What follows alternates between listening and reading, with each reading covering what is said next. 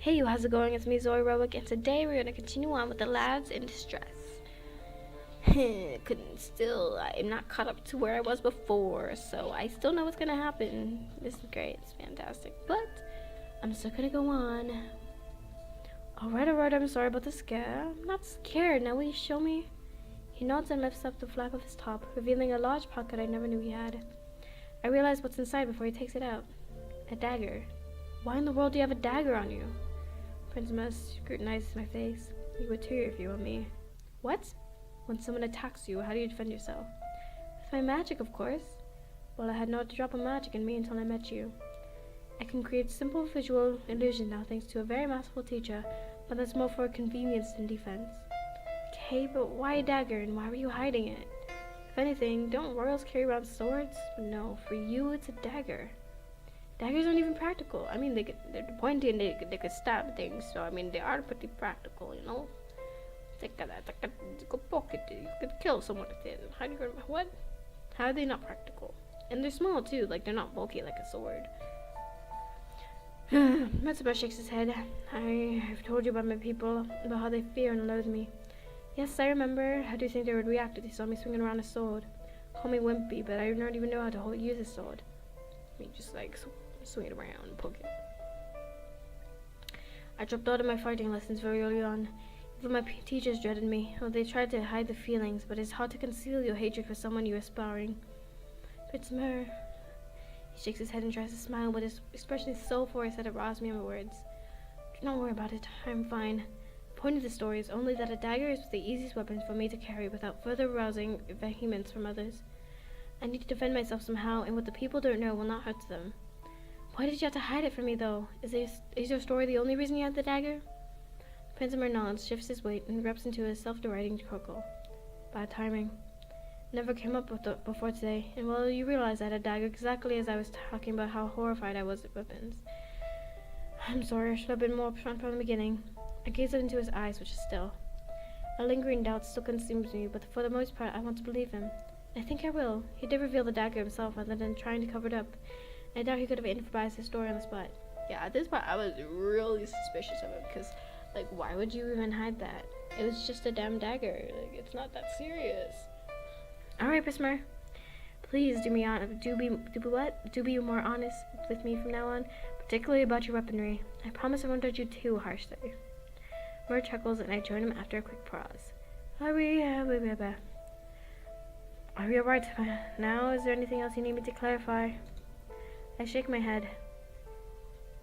I trust you, Princess Mer. Thank you. I know it's hard for you to believe my words. And you don't know how grateful I am for your acceptance and kindness. That scared me for a bit. Just moved a spoon, I'm sorry. It's not even a spoon, it's a fork. Don't worry about it. Now, did we come here to swim a boom? We did. Shall we? Are we even swimming? Of course, I'm ready when you are.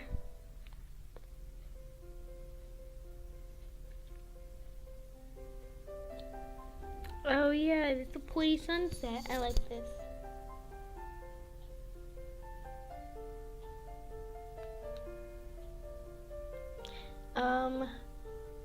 Whoa.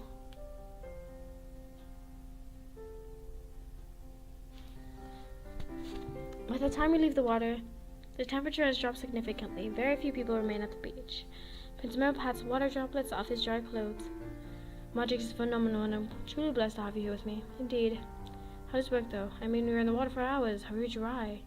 We're also warm. Do you know how cold it would be right now without my charm? No, and hearing your words only presses me further.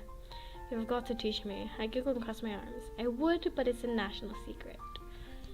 Yeah. And at this point, I was like, if he knows any more magic, he could probably overthrow me. What was I gonna say? Yeah, and I was like, why does he look so mad? And Prince Mer feigns a huff. You and your secrets. What can I say? Secrets can make or break a princess. Perhaps, but then he smiles, so I mean, I don't know. Now, I should uphold my part of the promise. The promise? The promise to surprise you if you want to race against me.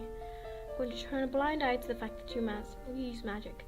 That wounds my pride. I would never cheat. I'm simply the better swimmer. You were lagging behind me by a good 20 meters before you suddenly propelled yourself ahead of me.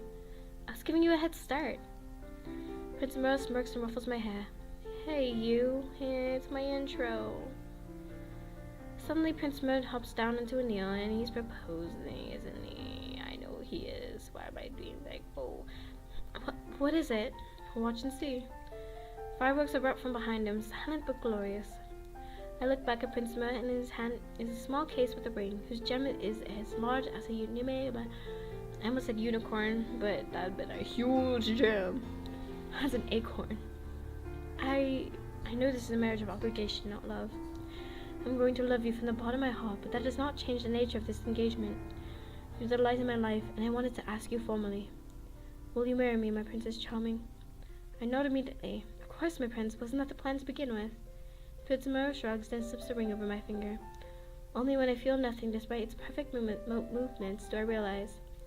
Wait, the ring is an illusion. How are you manipulating so well? It's moving so precisely, and it's not even faltering. You had me fooled. Oh, it is an illusion, all right? Worry not, however. The real one is in my room, and you can grab it whenever. I thought the illusion would be a greater tribute to your talents as a teacher and my appreciation for you. Flattery. You're right, though. This is too impressive not to. And when I saw this, I was like, why is she so upset still? She's like, oh my gosh, it's not a real doll. If you're flattered, I have succeeded. I should be able to keep the ring on your finger for the rest of today, as long as I remain conscious. How in the world did you prove so much quickly?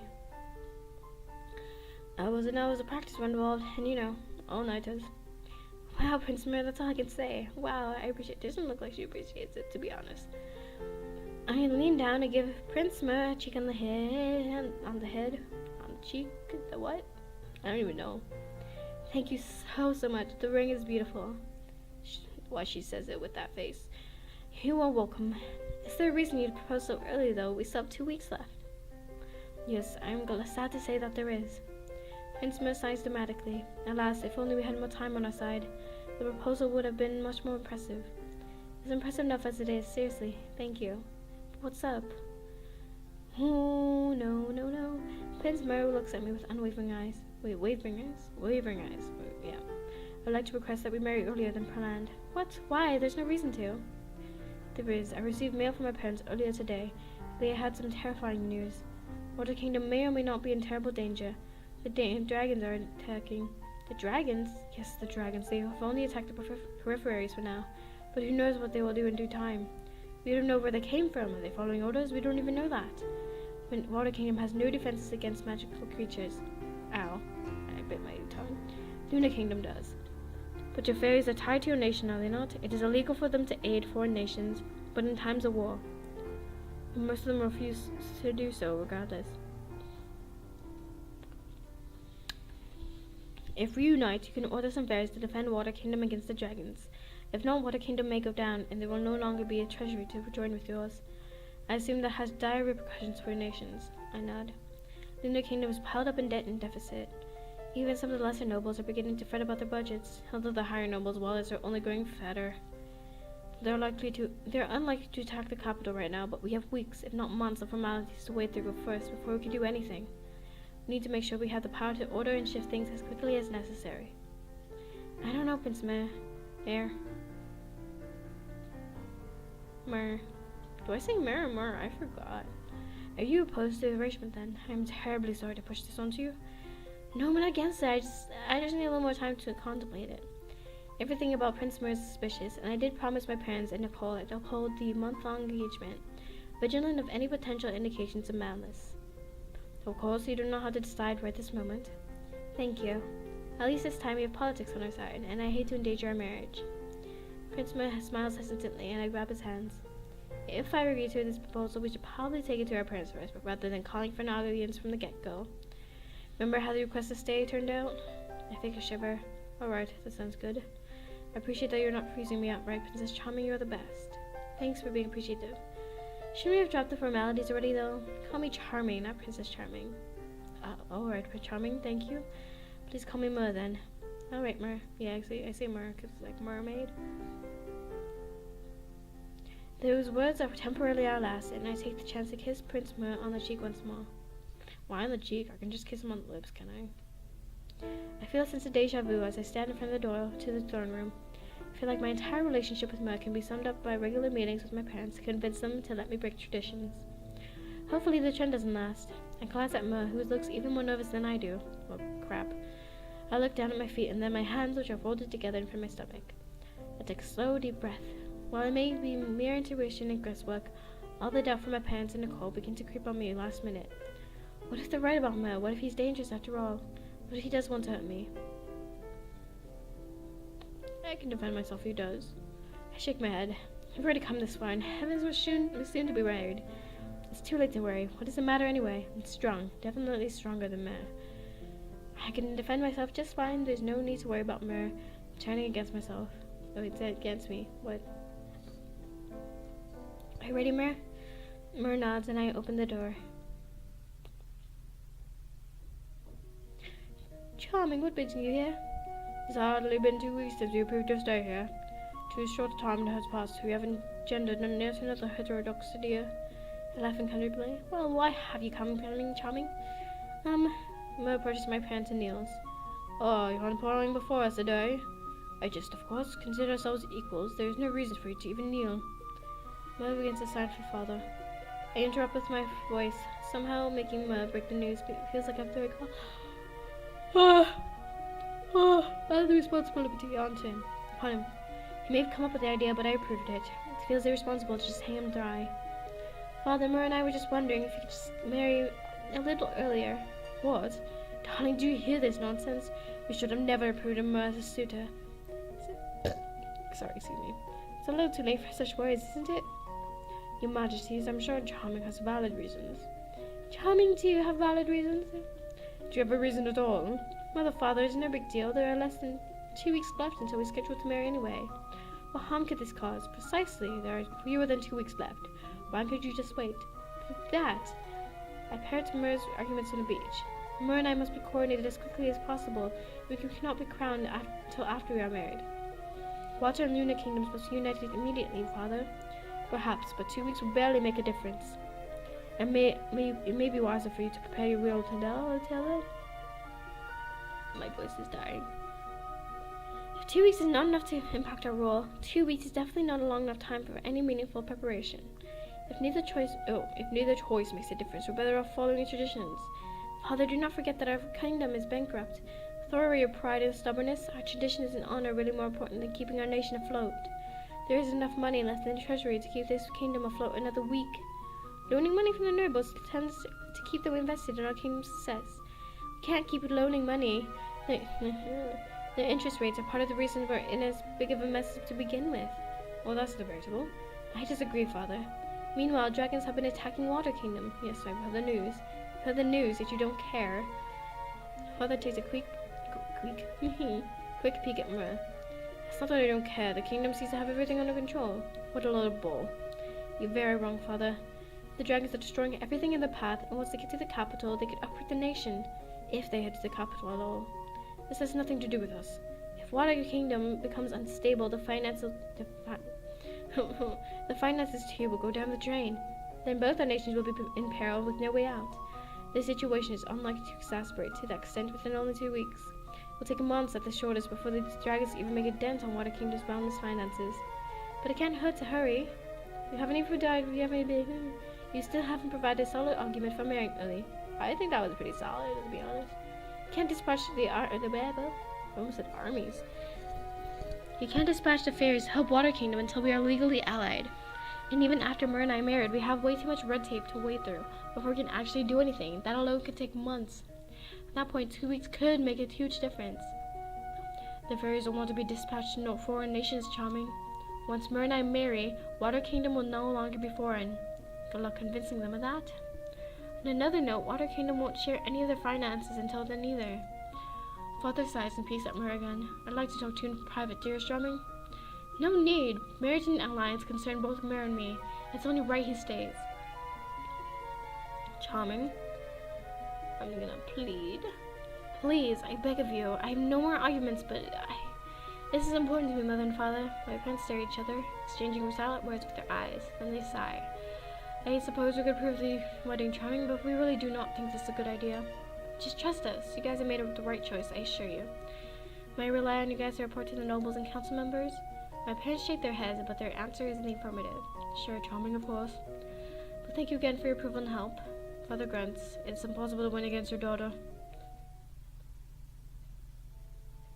Oh, yes. Listen, I just need to eat something. I drink something. My voice.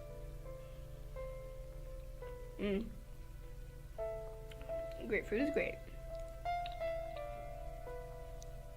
I hope you don't mind my chewing. I'm sorry. I beam up at Myrrh as soon as we're outside the castle. That was easier than I expected, I suppose. Oh, quit being so stoic. It was your idea to begin with. Shouldn't you be way more excited? No, I'm excited, truly. It's just that everything feels so surreal right now. It's as though life with you is one big happy dream, and any moment now I'm have to wake up. I cut Myrrh's chin with my hands. Come on, Myrrh, this isn't a dream at all. I'm right here with you, and we'll be together until death do us part. Isn't that the whole point of marriage? Sounds like a dream. It's reality. I twirl around absentmindedly. Okay. I twirl around absentmindedly when a thought pops into my head. I don't know if I'm more excited or nervous. About marriage? That too. About ruling. Comparable would be amazing, but I don't know. I want to exceed greatness. I don't want to be Queen Charming. I want to be the Queen Charming. And I want you to be the King Mayor, not for your past. I can't speak, but for your future. Myrrh does not respond, but the lack of conversation between us is oddly comfortable. By the time I break the silence, minutes have passed. Can I have a hug? The question is random, but if Myrrh judges me for it, he doesn't show it. Always, you never need to ask me that. I hop into Myrrh's arms and bury my face into his arms. Wait, what? Into his chest. I can't read. As our arms tighten around each other's waist. Holds it right there. I already know what's gonna happen, so I'm not surprised. I escape Myrrh's grasp as startled as I am disappointed. 5 men surround us, each with daggers or swords. Who are you guys? What do you want? One of the bandits sneer, revealing his chipped and yellowing teeth. Lass, what do you think? Do you think we came here to chit-chat? That was really bad. I can't do what am I saying? Pirate accent? Myrrh clenches his fists. Go. Jump into the beach. Stay underwater until I tell you to come back out. I do a double take at his arbitrary directions. What? Nuh-uh. I'm not leaving you to fend for yourself. And thanks for the thought, but I'd rather not get drenched. This spell you can use to keep yourself dry. Sorry, lasses, y'all ignoring. No, I can't. We don't take very well to being ignored. Hand us everything y'all have, or we gon' seize you. They both look like they fetch high prices at the market. You will not lay a hand on us. Charming, get in the water. Why are you ordering me around? I'm telling you no. Get in the water yourself if you're so scared. I can take care of myself just fine. Charming. The bandits stride closer and closer to us. Charming, at least cover your ears with water droplets or something, please. It is dangerous. Yeah, this is where, I am going to say, I know there's like no proof or anything, but I did know. I figured it out. I said that he was like a siren, and that he says go underwater, which is weird. He didn't tell me to run away. He told me to go underwater, which, I mean, like, they're not gonna do much. Like, they can just go up to me underwater and just, like, lift me up. But he said for us to go underwater, and then when we didn't do that, he said at least cover your ears with water droplets or something. So I was like, I said he can probably speak, but his voice probably kills people. And I was right. So I'm just explaining everything right now, but this is what's gonna happen. His words flabbergast me, but I say nothing and obey. He's so headstrong, and there must be for a reason. This is totally going to give me swimmer's ears. Forget swimmer's ears, it's a life or death situation. I click my tongue. Someone has obviously not been in many combats. No, I'm joking, that was really bad. I don't even know what sound that was. The bandits take advantage of our banter to attack. One of them throws me onto the ground and holds a dagger above my throat. I look up and see that Myrrh's wrists have been bound by another bandit. I begin conjuring a spell to combust them from within their bodies. Get the hell off of her. He's speaking. His voice sounds muffled through the water droplets, but he's definitely speaking. What? A split second later, something even more ludicrous happens. The bandits gurgle and claw their ears until they bleed. In a moment they fall backwards to the ground like limp marionettes whose strings have been cut. I squirm and turn to Myrrh. Do not remove the water over your ears just yet. He leans down and covers my eyes. Die. I'm sorry you had to see that. His voice still sounds muffled and gurgly through the film of water, but I can tell that it's deep, melodious, and surprisingly beautiful. The corpses will disappear soon. They always do. It would be bad to leave evidence after all. I've already seen them die. That was bad enough. Why cover my eyes now? Myrrh doesn't respond, which is all the answer I need. How do the bodies disappear exactly? They melt. He doesn't elaborate, and I'm not sure if I want him to. Why? Why what? There's so many questions I want to ask. Each of them is starting with why that I don't know where to start. The words torn out of my mouth. Why can he speak? Why did you pretend to be Newt? Why did I not know how you could talk? Why did you save me? Why did you reveal your secret? Why does your voice kill? Why does your voice kill so violently? Some of these questions are dumb. Like, you already witnessed it. You can infer it too. Why? I lied about a lot of things. As you can see, whoever cursed me did not steal my voice. They corrupted it. It sounds fine to me, but to anyone else, if their ears are not sealed by water, well, you saw what happens for yourself. His voice further distorts and bubbles, and I can't tell if it's just the water around my ears or if he's tearing up. I was not lying when I said I had no recognition of anything before I returned to the castle. I do not know who cursed me or why.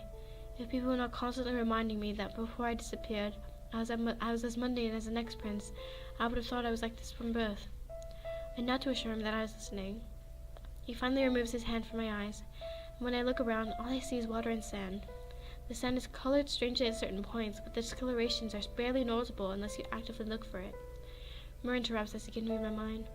Beaches are marvelous like that. Everything sweeps down. I raise an eyebrow at his return to his visual illusions. Not gonna talk. Let's be real. We're all, she's dumb. You want him to continue talking? Unless you're gonna keep water droplets in your ears forever. Like, that's not gonna work out unless you want to die. Like, what kind of question? I look up at Myrrh. The faintest tear stains cover his face, and I don't mention them. Myrrh laughs bitterly. I'm not fond of speaking. Just now is out of necessity. I see. Myrrh opens his mouth to speak and closes. Don't speak, you're gonna kill me. What? No. He repeats his movements over and over again until he manages to gather up his thoughts. When I first got to the Water Kingdom's castle, I killed all the guards. I was trying to ask them for help, that was it. But that is not what happened. I try not to show any sign of hesitation or shock. I want to accept Myrrh for everything he is and isn't, and I want him to know that. You're not surprised? Disgusted? I mean, it's something you can control. I guess you must have killed someone. How else would you know that happens to your victims? Is that so? You didn't even know your voice was cursed. They were the first people you met, right? You couldn't have helped it, and I'm sorry you had to face that alone. I imagine myself as a 12-year-old amnesiac. I imagine myself waking up to guards to seek help. I imagine myself watching them die. The thought alone suffocates me. I was like... Okay, I did this the last time. I know no one saw that, but I mean, I'm curious what happens here. What happens with the gods, then? How did you cover it up? I never heard about any disappearing when you reappeared. Obviously, nobody saw me killing the guards. If they did, they would have died. Myrrh rubs his forehead as though pained. It helped that there were no evidence of their death. They just poofed. My parents did not want additional reason for people to fear or doubt me. To say they silenced anyone involved with the missing gods would be an understatement. Oh, heavens, they defended me through and through, because they're my parents, but our relationship has been rickety since the beginning. They feared what I had done to the gods, while I feared their willingness to cover up the truth so easily. I hate my voice charming. I hate the curse on me. The spell on my voice is a nice form of self-defense, but it's not worth the pain. I'm a monster. I want to die sometimes to make up for everything I've done.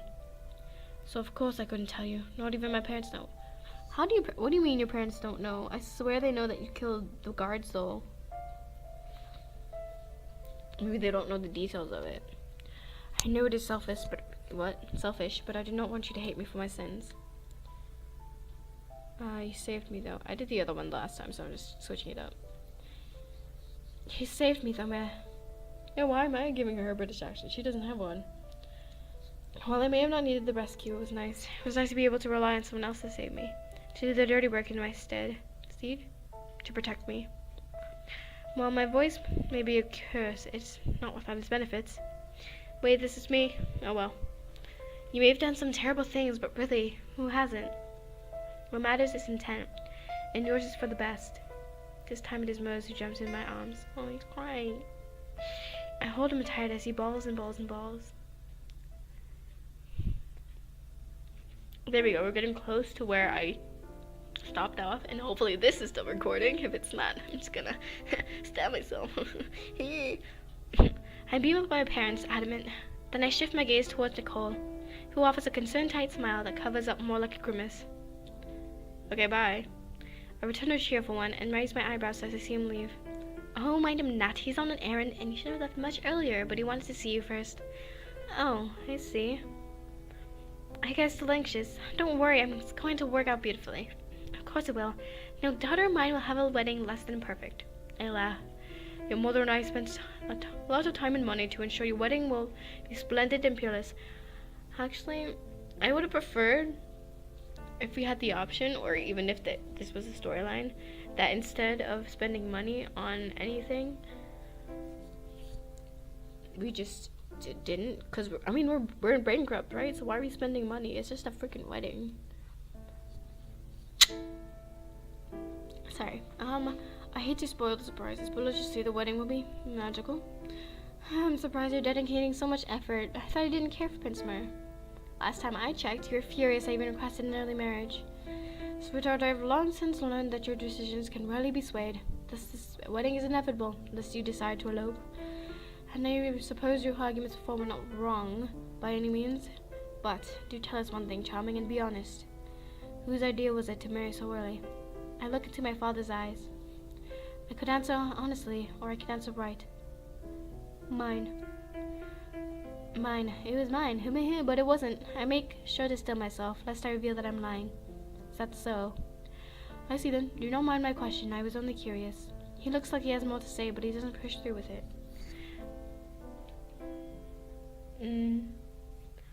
Your father and I were much obliged that you didn't lose our sole child. Well, yes, thank you for noticing, but that is no reason for the wedding to be perfect, as you put it. You could just give me a rundown wedding out of spite, but you aren't doing so. Father huffs dramatically, and I raise my brows. Oh, what would the others think of us then? So yeah, this is the part where I didn't pass this part. So this is new territory. There we go. We could close the wedding and make it family only, or the like. The others would be none the wiser. An early wedding that breaks tradition following a refusal to reside in the suitor's kingdom for a month. Oh, what a mess of shame. We are monarchs, dear Charming. We cannot dare lose face any further. The wedding, then, must be absolutely perfect. We must invite anyone and everyone of power and status, so that any skeptics are silenced. The pride of our status and nation are both in our hands. I pout and make the puppy dog face at my parents. Are those truly the only reasons, Father? Oh, I would weep if not for all this makeup. And makeup? I guess. I hate to sabotage your pride by strutting on the aisle with a mascara-stained face after all. What? Kinda. Well, this is a different universe, Okay. I would think heavens you at least have some sense of decency left, my child. I feel the worst regarding your sense of obligation. It is true, however, that your mother and I may be tremendously proud of you. We love you with all our hearts and soul. Oh, did I get, nasally there? And watching the daughter walk down the aisle is every father's dream and nightmare. We both have the wealth, Mama. We both have the wealth and the power to give you the best wedding mankind has to offer. So I must. It is my duty.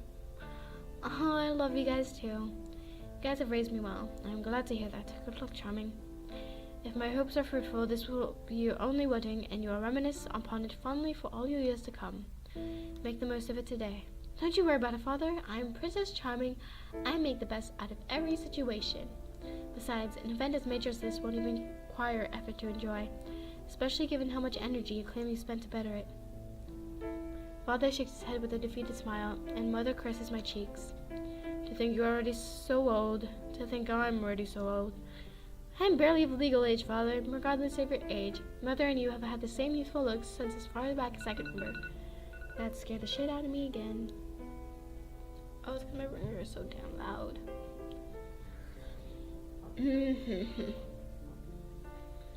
Should I continue? I don't know how far it's gonna go. I think it's almost done though, so I think I'm just gonna wait it out. Oh, Charming, today is a special day for you. Flattery's our job, not yours. I swear you learned to walk just yesterday.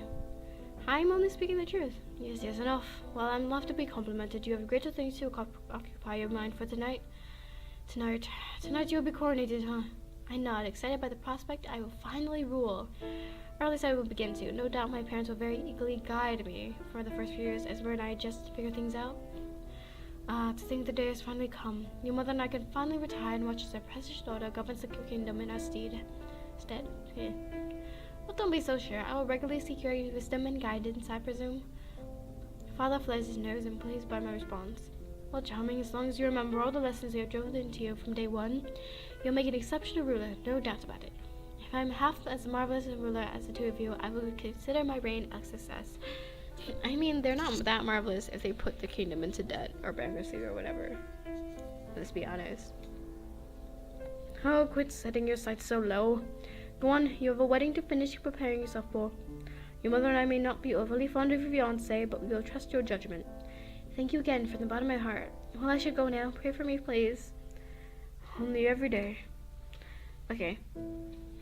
So, I know this is gonna happen, but plot twist, when he says I do, he says he will, and everyone dies.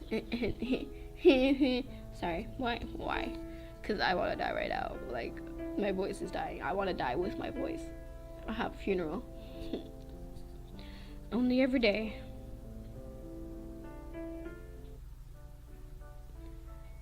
I don't think he changed his clothes for the wedding. Okay, thanks. Nice to see how special it is. I walk up the aisle slowly and with gravitas. The orchestra matches the style and beat of each and every one of my steps for their beats. They deserve a tip for their improv. Magicians, too, have gathered at this wedding, and they do not skimp on their job. We are indoors, yet gentle breezes whirl around and through me, shifting around my dress and hair to accentuate my best features. I take a quick glance down at my hands and realize that I am glowing. What? I look ahead and see that so is Prince Mer. The conjured spotlight is centered on us. I turn my head, and an abrupt gasp escapes my lips at the sight of Nicole. He's the minister for our wedding? Nobody told me this. No wonder he left so quickly earlier. He must take him a while to decide and memorize the script and directions. I swear, isn't he younger than me? This is weird. Is he younger than me? I don't know. I think we were like 2 years apart. Not 2 years, sorry. 2 months. I nodded at him and he grins back at me reassuringly as I continue to step forward. Once I finally reach Prince Mer and I reach out my arm towards him, he receives my hand with his and we stand like statues with happy but authoritative smiles. Then we wait. From today on, you are hereby to be unified as man and wife, as woman and husband, as one entity that guards over the kingdoms. A single body, a single mind, a single soul. Even death may never separate your union or crumble your love. Prince Mer of Water Kingdom, by placing the ring on Princess Charming's finger, you are swearing to bind your life to Princess Charming's and to pledge a future of fidelity. Prince Mer nods. His movements are firm as he obeys. The ring is gorgeous. Its center a radiant, large benedictite white. What? I'm impressed no matter how many times I see it. I don't even know what that is. Princess Charming of Lunar Kingdom, as you place the ring on Prince Mer's finger, repeat after me. I hereby bind my life to yours and pledge a future of fidelity. I take Prince Mer's hand once more and set the band at the base of his ring finger. Bam, bam, bam, bam. Bam, bam. Wait, should I sing the... I'm gonna do that. I should have done that when she was walking, but... Dun, dun, dun, dun. No, that's not... I was trying to do the wedding march song, but I just realized I did Indiana Jones. Close enough.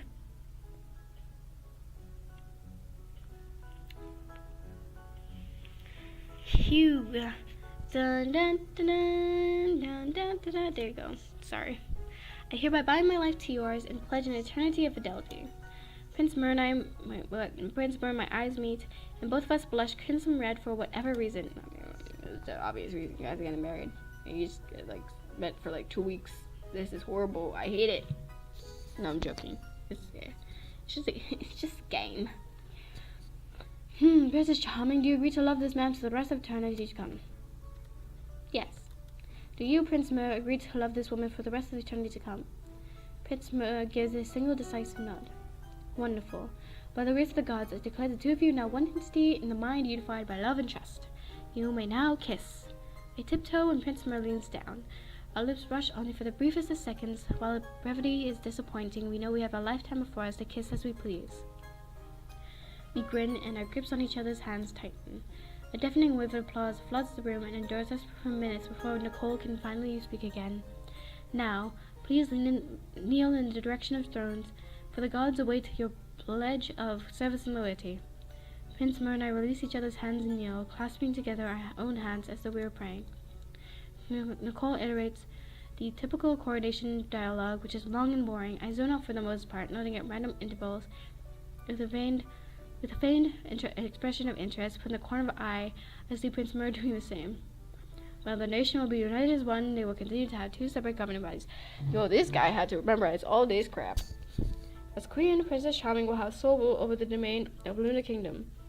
As King, Prince Mer will likewise have sole rule over the domain of Water Kingdom. Only by the death of one may the other gain power over both nations. I tune out Nicole some more to daydream. Princess Charming, you are now the loyal leader of the gods' fellow children, so as are you, Prince Mer. The bishops of Water and Lunar Kingdom finally crowned Prince Mer and me. Each bishop is adorned in the garb of their own nation. May the two of your regimes shine faithfully upon the gods above us. Illusions of downy white wings spring from our backs. Once again, applause erupts and reverberates from the crowd. When snowflakes fall from the ceiling and the room itself begins to sparkle. I would imagine this happening at the Prince Snow wedding. What? Prince Mer and I march back down the aisles, our heads held high. Long live the Queen! Long live the Queen! Queen Charming! Queen Charming! Prince Mer and I gracefully nod and wave for the crowd. I see a little girl gape at me with wide eyes, pointing at my wings with excitement. I blow her a kiss. I feel a surge of pity at the fact that very few people are chanting in support of Prince Mer, but it can't be helped. The wedding was in such short notice after all, and we are hosting it in my own kingdom. I make a small bow towards the couple sitting beside my parents in the elevated seats, knowing that they must be Prince Mer's parents. It is my first time seeing them. Well, this is sad. This is really, why do I think this is sad? Because it's just sad. They salute me in acknowledgement. They look both flabbergasted and honored, which is perhaps inevitable considering the rumors surrounding Prince Mer.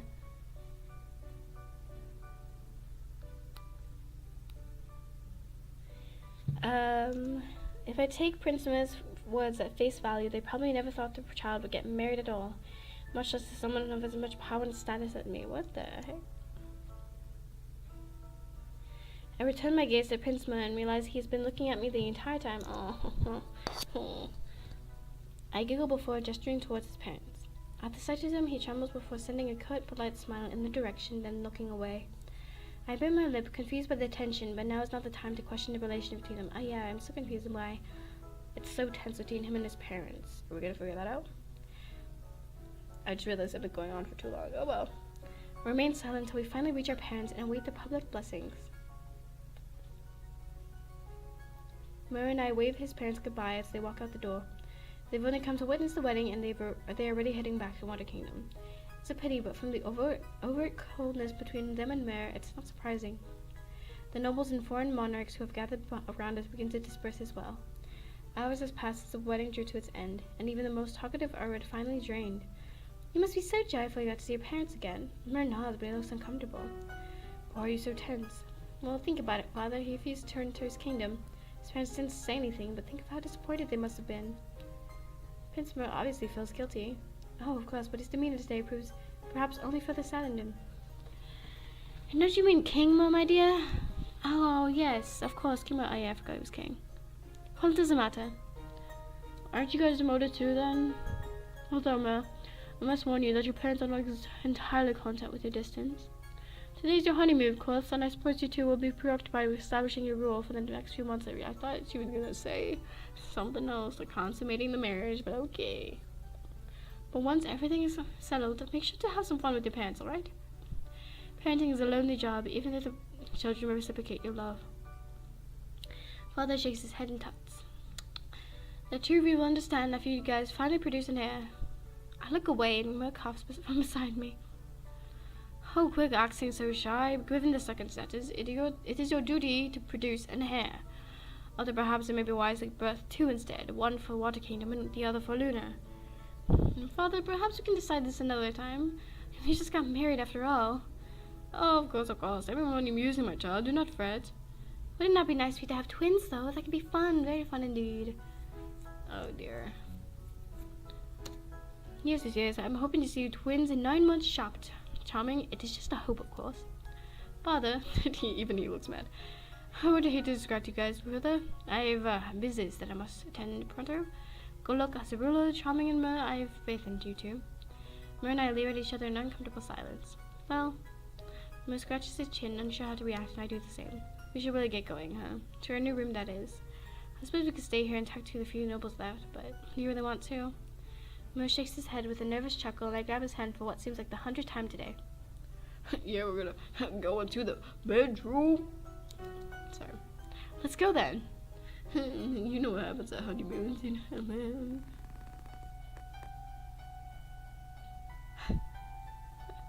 I thought I was gonna see something there for a second, but it's a good thing that we didn't. Okay.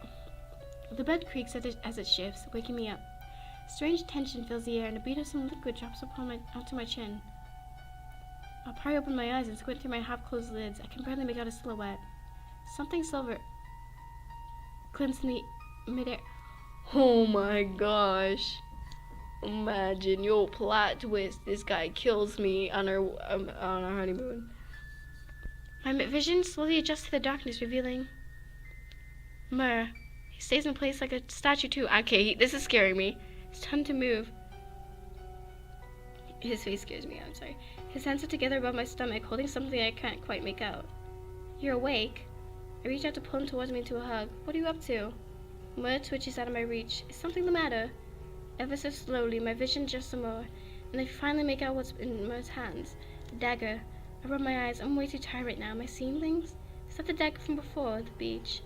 Mer doesn't respond, and I'm sure I'm right. Suddenly alerted, I push myself backwards and sit upright. I turn on the candles with my magic, and I am cautious not to take my eyes off of Mer. Why are you holding a dagger above my... You're dumb. He wants to kill you. Sweat rolls down Mer's forehead, but he does not respond, whether with illusions or with his voice. His voice? Why isn't he using his voice? If you wanted to kill me, you could have just spoken to me while I was asleep, or even just now. Why are you using a dagger, Prince Mer? I assume you have a reason. Oh, that's how he gets rid of the curse, isn't it? That's why he has a dagger. He has to kill someone he loves, or maybe his wife, or someone who loves him. Oh my gosh. What if that's it? I really hope it's gone. I don't want to see this. No response. As far as I can tell, he tried to kill me just now. You can't just ignore my questions. But he does. Mer.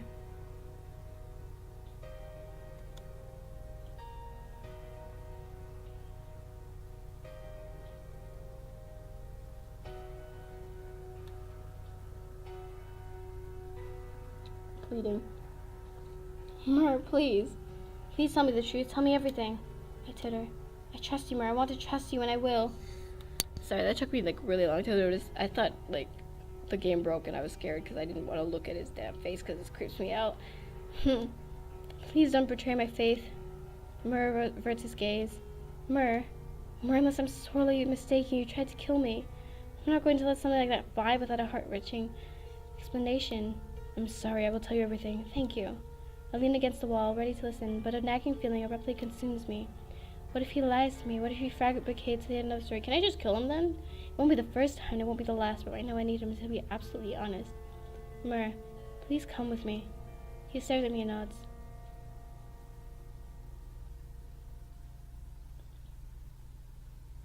Is he good? Okay, because when I first saw him, he was very creepy. I don't know why, but it just was, because I thought he was like possessed or something, and I was like, oh no, this is getting creepy vibes. I am alone in my house, and it is very dark. It is night. I don't like this. Under bright light, it's obvious that Mur has been crying. His face is puffy, his eyes are bloodshot, and tears stains his face. I pretend I don't notice for both of our sakes. Charming, why are you here? Yes, why have you come here? I wonder. Nicole, Prince Mur here just tried to kill. Why am I saying this so? Was. Ignoring the cry, I burrowed through the shelves to look for the truth serum. Let me see. I know I made one just a few weeks ago. I grab a vial and toss it to Mur. He catches it easily. Drink it. Why? What is it? I sigh. It's the truth serum. I'm sorry, Mur. I want to be certain of your honesty. We're talking about my potential death after all. Mur nods. He swallows down the liquid in a single gulp. You might feel slightly dizzy, and don't try to lie. First, you won't be able to. Second, it's going to hurt you. Alright. I block Nicole's and my ears with water bubbles. Wait, Charming, what are you doing? I'm protecting you. I'll explain in a bit. I know you don't like speaking, Mur, but it's kind of imperative that you do. Tell me everything with your voice, not with your illusions. Alright. Illusions? Charming, you put on magic? Only the basis of forming visual illusions. I wanted to be able to talk to him. Turns out, though, he didn't even need to learn. He didn't lose his voice. You're right, Nicole. What? I glance at Mur. I don't feel comfortable revealing his secret, but given the circumstances, I must. His voice is cursed. Anyone who hears him speak dies a gruesome death unless their ears are covered by water. Why can't I speak? Oh, wow. Did he tell you that? He showed me. I'll explain another time. Mur, why don't you tell us the full story? Your guesses are right, I presume. I married you for your throne. I planned to murder you from the beginning. His voice comes out slow and composed. I have to double check this vial to make sure I didn't give him the wrong potion. Perhaps a part of it is wishful thinking. If only he were lying right now. Somehow he seemed a lot more anxious, a lot more honest back when he was lying. Why? To get more power? I really do not want to see his weird face again, because it freaked me the hell out. Okay, let's just hold it here and let's just cover his face. Okay. Mur shrieks a distorted laughter. I flinched despite myself. Power did contribute, but that was not the only reason. Mur collapses onto his knees with a loud thud. Before I know it, he's bawling, and so am I. If only out of confusion, I tried to wipe away my tears immediately, but they only continued to flow. I want to live. I want to live, Charming. I don't want to die. I don't want to die. What? Mur writhes, his hands clawing at his eyes. What is killing me have to do with you living? Mur shudders. A fairy. A fairy? It was the fairy. The fairy changed my fate. Mur, can you start from the beginning? The beginning, yes, of course. Mur stares at Nicole. How long does the truth serum last for, though? Don't worry, he won't hurt you as long as you aren't a threat to me. It's not looking like that. Well, you just tried to freaking kill me, and he's my best friend, so I mean, of course he's not gonna freaking like you. That doesn't matter. I trust Nicole. You won't do anything foolish, will you? As long as he doesn't try to hurt you, definitely not. See? Now you do go on. Mur nods. I am not the Prince Mur you think I am. Wait, what? That's one way to start off a story.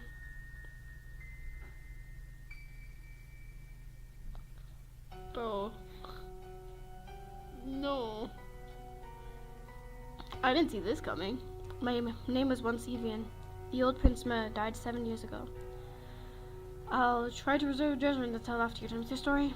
Thank you, I suppose. You suspect I murdered Mur to replace him, do you not? What else am I supposed to think? Nothing. Wait, Mur, what are you talking about? That makes no sense. Of course you're Prince Mur. No, you're not. Oh. That does make more sense now. Why he saw those people dying, because of, Wow. I was a peasant. I was poor. It winds it out tersen to the point his words are. Somehow it'd be so much more comforting if he were more emotional. If anything, he only sounds resigned. I was the lowest of the low. I skipped meals for days at a time. I cannot afford food. Starvation is excruciating, Charming. Death by starvation may be common in this day and age, but it is hell on earth. Okay, so I did have choices to what's it called? Like there were two choices and I picked one. So I think a different combination of choices would have led to me dying, maybe. I don't respond, for I know nothing. Of course I can. I'm a queen, for heaven's sake. One day I was on the brink of death. I had gone without food for, I don't know, a week perhaps. I was obviously not keeping track. I was too drained to even move. I had collapsed in the middle of a forest days ago. That is when my savior approached me. Your savior? What do you mean? A fairy. Perhaps like your fairy godmother. It's not a fairy godmother. She gave you a curse. She found me. She saved me. Did she feed you? What does that have to do with anything? I wish it had been so simple. My digestive system had long broken by that point. I could no longer process the food I ate, and I did not even have the energy to move my jaw. I was a goner. The fairy said that another day or two I would have died without a doubt. How did she save you then? Myr looks up at Nicole once more. I'm sure you have a guess. Am I right? Probably. What do you think? A body swap. Whoa! Oh my gosh. And we were just told about this in the beginning. Body swap. That is right. Whether thanks to luck or misfortune, the young Prince Myr and his guards were near the fairy's cabin at the time. He chuckles to himself, his laughter sounds somehow broken. I was too knocked up at the time to do anything, but Prince Myr... The fairy was an anarchist to begin with, and it did not help that Prince Myr and his guards were trampled over her private garden and slayed her pet Why were they... What's the point of slaying her pet unicorns? What did the unicorns ever do to you? And the garden. She had pet unicorns. She was quite offended indeed. At least so, I still haven't gotten even one to merely talk to me. Myr shakes his head. She slaughtered all the guards and sought Myr's and mine's bodies. Oh. There's a cold finality to Myr's words that I can't fathom a response to. I actually like this. This is an ending I didn't... Well, I kind of, but there are details that I didn't figure out that I'm like... So I'm surprised. Even as his voice is still, tears continue flooding from his eyes. How in the world have you maintained a body swap for 7 years? I can't sense any fairy residue from you aside from mine. Years must have passed since you last saw the woman. I do not understand what you mean by fairy residue, but your hunch is right. 3 years to be precise. You maintained this spell without her help? Our first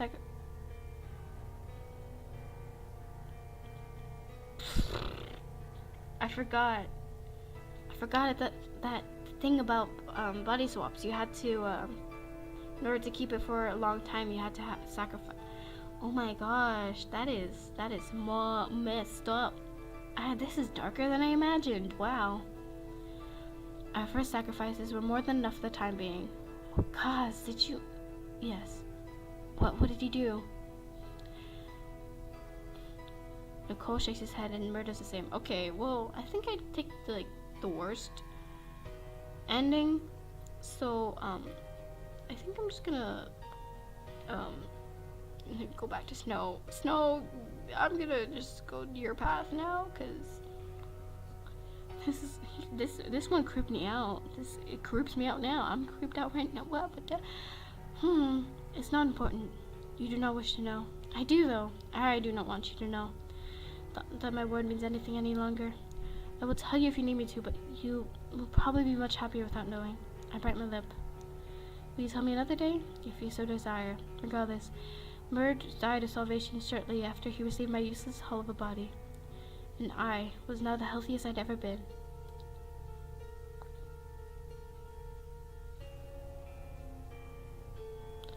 Oh my gosh. Like, he looks so, creepy right now, and he looks evil. I don't like it. Why did I choose, the worst one to do? What about your voice? Why does it kill? The so-called curse on my voice was of my own volition. I asked the magician to curse me. Admittedly, I never expected the defense to be so gruesome. I, Evian, my old body, was mute. I picked up speaking fairly quickly, but it feels uncomfortable. Besides, yes, just for a moment. Switching to my voice as my primary mode of communication felt like severing my last ties to myself. The curse benefited me threefold. First, it's hard to pretend to be a famous man if you must speak to those around you. Secondly, it prevented me from sorting to speak to converse with the ignorant, and finally provided means of self-defense where I had none. Normally, if the sacrifices are not made, both parties must simply return to their original bodies. But Evie's body is dead, and while Myr's body has passed to the afterlife. If we revert bodies, I die, Princess Charming. Me. I die.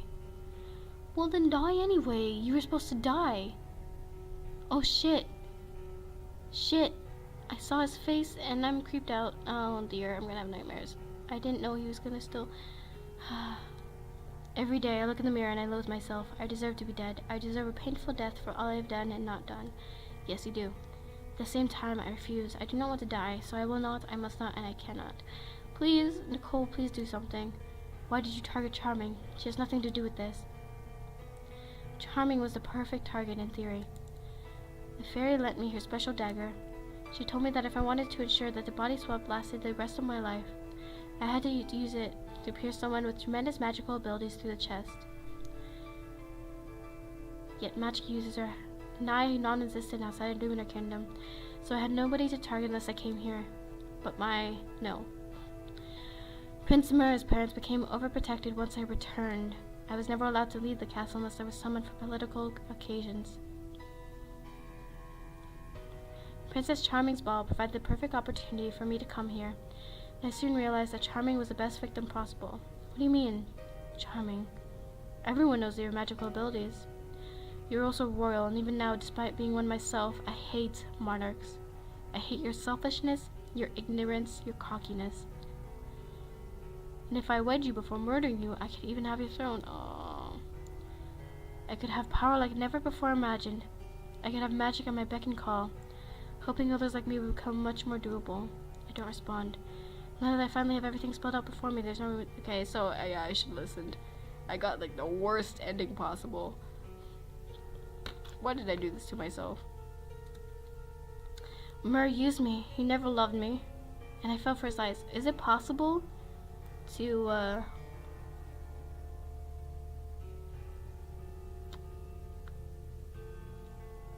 Wait, I'm so confused. Because... Is it possible for anything else to happen? I don't know what I expected. I should have known. I should never have agreed to marry Myr. I should have listened to everyone. My head begins to throb and I close my eyes. Why didn't you kill her then? You're right, she would have been the perfect target for you. So why were you clumsy enough to be caught? My eyes fluttered open immediately despite myself.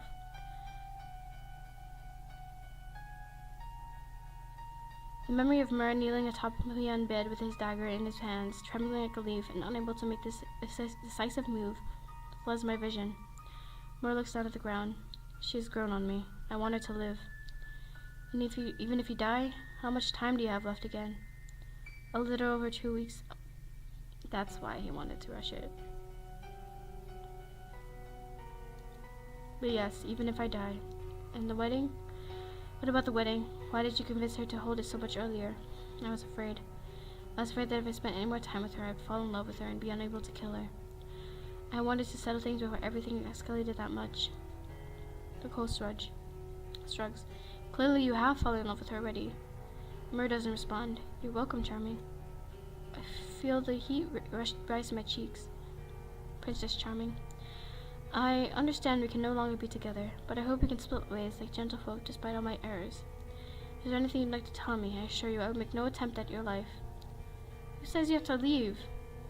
What?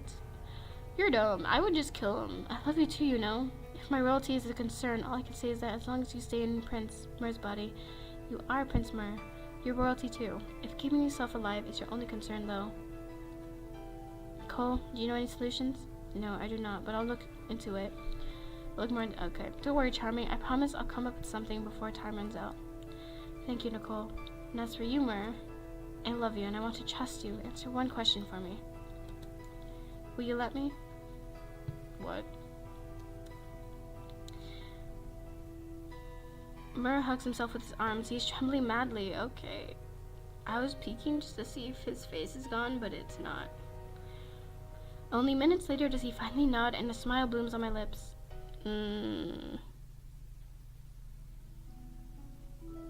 What the hell? I hated this. No, I thought this was gonna be good, but...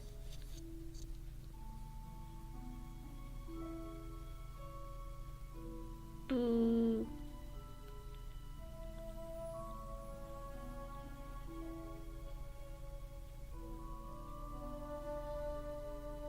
Okay, I'm done. They may be lowly peasants, but they are lowly peasant leaders who have been distributing wealth and food among multiple communities for years. Thanks to the work, fewer families have starved, and is no longer a death sentence for many. While I'm not sure of their methods, I do know they have been hard-pressed to find the money necessary of late. Yes, that is too amazing. Thank you, yay, Your Majesty, I'll never forget your kindness. I'm only repaying you for all your hard work, sir. I appreciate your service to the nation. Well, gee, I don't know what I can say. I'm nothing, Queen. Thank you, Your Majesty, with all the bottom of our hearts I have. If you're grateful, please continue to support your family and community with the money and rank I am bestowing. You are not nothing, sirs. You are the leaders of your communities, and you haven't been making up for where I lacked. I'm sorry I waited so long to properly compensate you guys for your time and support.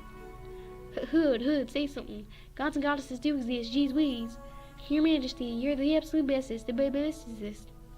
Your Majesty, apologize for my friend's excitement. We were just there standing by your cameras. We weren't expecting anything half this nice.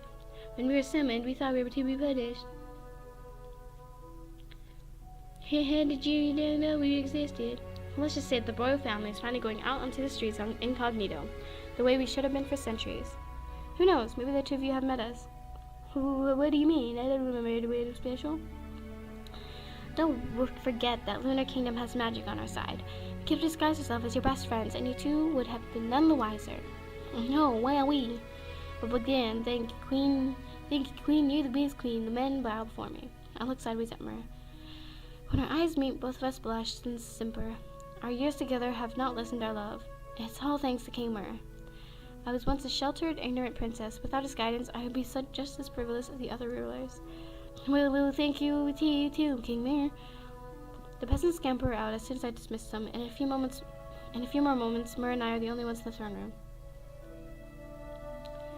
I didn't really like that. He scared me. Are you leaving me? I give his cheek a playful poke with my free hand. Finally done. Tired, Queen Charming? Not any more than you are. Well, I'm exhausted. Perhaps we should head to bed. I shove him lightly. Perhaps we should head to the magic room first. Oh, for what?